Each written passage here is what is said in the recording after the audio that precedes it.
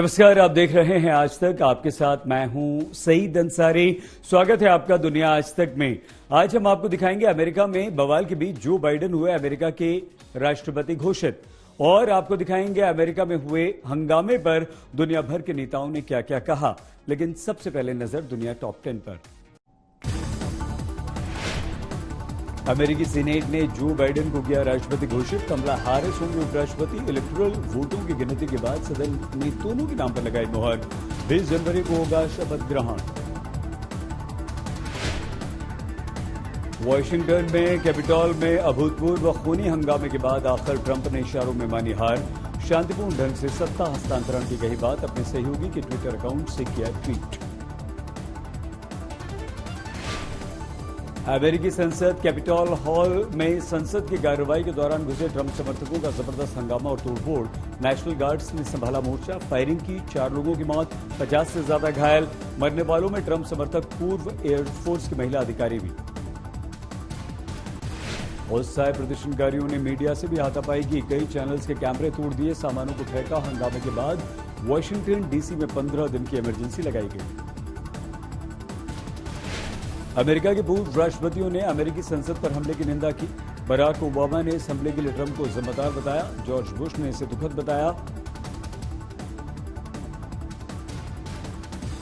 दुनिया भर के नेताओं ने अमेरिकी संसद पर हमले का विरोध किया। Bharat, France, Germany, Britain, Israel, Iran के अलावा कई देशों ने हमले की निंदा की। पीएम मोदी ने इसे दुर्भाग्यपूर्ण कहा। अमेरिका की प्रथम महिला मेलानिया ट्रंप की chief of staff Stephanie Grisham ने अपने पद से इस्तीफा दिया। अमेरिकी कांग्रेस में ट्रंप की हार के बाद आया स्टेफनी का इस्तीफा।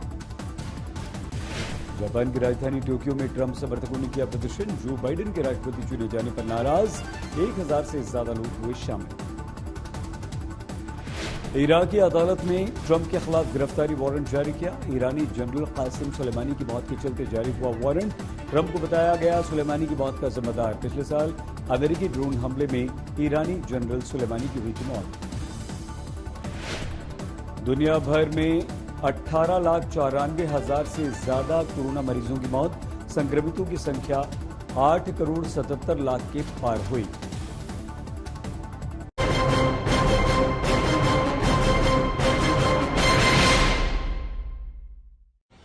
अमेरिका में हुए हंगामे की आशंका उस समय ही पैदा हो गई थी जब ट्रंप ने 4 दिन पहले इस प्रदर्शन को लेकर ट्वीट किया था। अमेरिकी संसद भवन में उनके समर्थकों के हमले और हंगामे की खौफनाक तस्वीर देखने के बाद नवनिर्वाचित राष्ट्रपति जो बाइडेन सामने आए। मौजूदा राष्ट्रपति ट्रंप से हंगामे को रोकने की अपील की।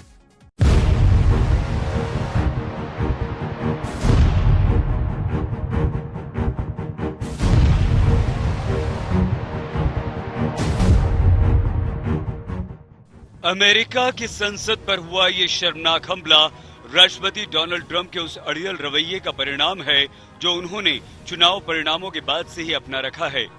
चुनावी हार के बावजूद ट्रंप लगातार गैर जिम्मेदाराना बयान देते रहे, समर्थकों को उकसाते रहे, जिससे उनके समर्थकों का गुस्सा बढ़ता गया और अंततः बुधवार को ट्रंप के ऐलान के अनुसार उनके समर्थक सड़कों पर उतर पड़े और फिर जो कुछ हुआ वो अमेरिकी लोकतंत्र के 200 साल के इतिहास में इससे पहले कभी नहीं देखा गया।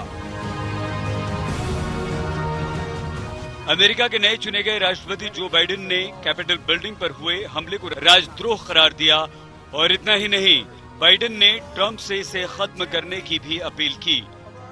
Call on President Trump to go on national television now to fulfill his oath and defend the Constitution and demand an end to this siege, to storm the Capitol, threatening the safety of duly elected officials. It's not protest, it's insurrection. The world's watching. पूर्व अमेरिकी राष्ट्रपति Barack Obama ने भी इस पूरे मामले को बेहद दुर्भाग्यपूर्ण बताते हुए इसे अमेरिका के इतिहास में एक काला दिन बताया। हालांकि हार से निराश अमेरिकी राष्ट्रपति ट्रंप इस दौरान भी राजनीति करने से बाज नहीं आए। वो लगातार अपने समर्थकों को ये बताते रहे कि वो हारे बिल्कुल नहीं हैं, बल्कि उन्हें हराने की कोशिश हो रही है। और जब संसद पर शर्मनाक हमले की कालिख पुत गई, तब ट्रंप ने अपने समर्थकों से प्रदर्शन खत्म करने की अपील की।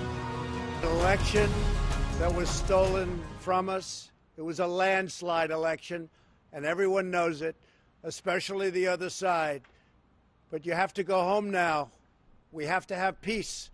We have to have law and order. We have to respect our great.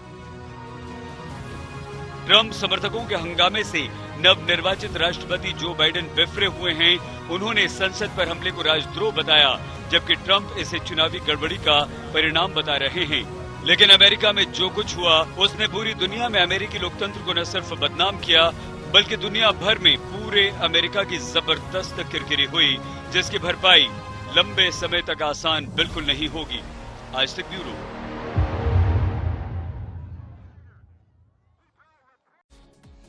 इस बुलेटिन में आज के लिए बस इतना ही। देखते रहिए आज तक।